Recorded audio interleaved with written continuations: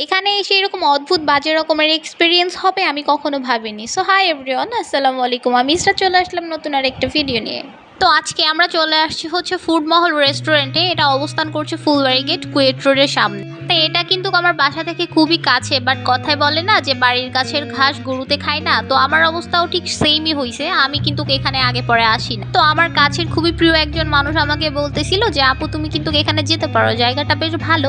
তো আমি ভাবলাম যে আপু এত প্রশংসা করছে যখন, আমি ঘুরেই আসি। আর খাবারের কোয়ালিটিও নাকি খুবই ভালো পাওয়া যায় রিজনেবল প্রাইসে। সো আমাদের মতন স্টুডেন্ট যারা, এদের জন্য নাকি খুবই ভালো।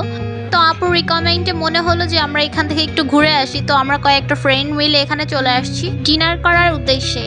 তো আমরা এখানে এসে বসে সবাই একটু মজা করতেছিলাম, একটু দুষ্টামি করতেছিলাম, হাই হ্যালো করছিলাম।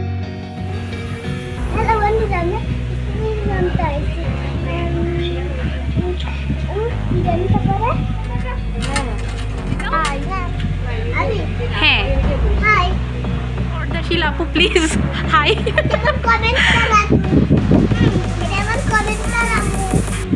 এই যে মিরাজ, হাই দাও তো বাবা। হাই আপু প্লিজ হাই। তো এখানে বসতে না বসতেই আমাদের হাতে চলে আসলো একটা মেনু কার্ড, আর আমরা মেনু কার্ডটা দেখতেছিলাম যে আসলে কি কি খাবার পাওয়া যায়। মেনু কার্ড দেখে মনে হচ্ছিল যে আসলে এখানে অনেক রকম খাবার পাওয়া যায়, আর হচ্ছে খাবারের প্রাইসগুলোও আসলে রিজনেবলই ছিল।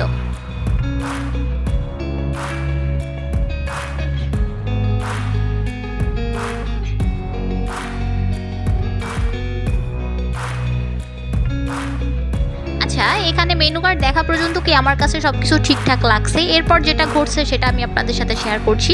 আমরা হচ্ছে এখানে সেট মেনু থেকে 3টা প্ল্যাটার অর্ডার করছিলাম। তো আমাদের হচ্ছে এই 3টা প্ল্যাটার আসতে কতটুকু বা সময় লাগবে, বড় জোর আধা ঘন্টা 45 মিনিট, বাট ওনারা 1 ঘন্টার মতো টাইম লাগাইছে। আচ্ছা, আপনারা কি কখনো দেখছেন যে খাবার আসার আগে মিনিমাম 30 থেকে 35 মিনিট আগে এরকম ড্রিঙ্ক সার্ভ করা হয়? আমি কিন্তু এই ফার্স্ট টাইমই দেখতেছি।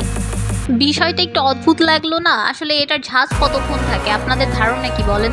আমার আসলে এতই মেজাজ খারাপ হচ্ছিল বলে বোঝানো যাবে না। তারপরও নিজের মনকে একটু সান্ত্বনা দেওয়ার জন্য ঢং করতেছিলাম, বান্ধবীদের নিয়ে একটু মজা করতেছিলাম, আর নিজেকে কিছু একটা বলে সান্ত্বনা দেওয়ার চেষ্টা করতেছিলাম। তো আসলে আমার এতই পরিমাণে মেজাজ খারাপ হচ্ছিল, বসে বসে ভাবলাম যে একটু কোক খাই, ঠান্ডা কোক খেয়ে নিজের মনটাকেও একটু ঠান্ডা করি। তো এই যে লং একটা টাইম বসে থাকা আমার কাছে আসলে খুবই বোরিং লাগছিল। তো আমি ভাবলাম যে কোনো একটা কিছু করে তো আসলে নিজেকে সান্ত্বনা দেওয়া উচিত। তো আমি এই যে আবার হাতে ছবি তুলতেছিলাম, একটু ঢং করতেছিলাম, টাইমটা পাস করতেছিলাম। বাট সিরিয়াসলি বলতে গেলে বিষয়টা আমার এতটাই বাজে লেগেছিল, খুবই বাজে লাগছিল ব্যাপারটা। তো অবশেষে দীর্ঘ সময় পার করার পরে এই যে আমাদের খাবার চলে আসছে। যাক, অবশেষে আশার আলো তো জাগছে। এদিকে ভাবতেছিলাম আমি যে আম্মুকে তো বলে দিলাম বাইরে থেকে ডিনার করে আসবো, এখন যদি এখানে খেয়ে না যাই আমার তো আসলে বাসায় গেলেও ডিনারটা আসলে হবে কিনা আমি ভাবতেছিলাম। তো ফাইনালি এসেছে, এটাই হচ্ছে বড় কথা। তো সেইট মেনু থেকে আমি অর্ডার করেছিলাম egg fried rice, chilli chicken, vegetables. But সত্যি কথা বলতে এত সময় ওয়েট করার পর খাবারটা পেয়েছি ঠিক আছে, বাট খাবারের টেস্টটা আসলে আমার কাছে একদমই ভালো লাগে নাই। আর সত্যি কথা বলতে এখানে যদি আমি মার্ক করি তাহলে আমি 10-এ এখানে 6 দিব। আমার কাছে এতটাও ভালো লাগে নাই। হ্যাঁ, তো আমার কাছে মনে হয় ওনাদের ম্যানেজমেন্টটা আরেকটু বেটার হওয়া উচিত। আর আমার বাকি ফ্রেন্ড যারা ছিল ওদেরও আসলে সেম রিকমেন্ডই ছিল যে আসলে খুব একটা ভালো হয় নাই খাবার, ওনাদের খাবারের কোয়ালিটিটা আরেকটু ভালো হওয়া উচিত।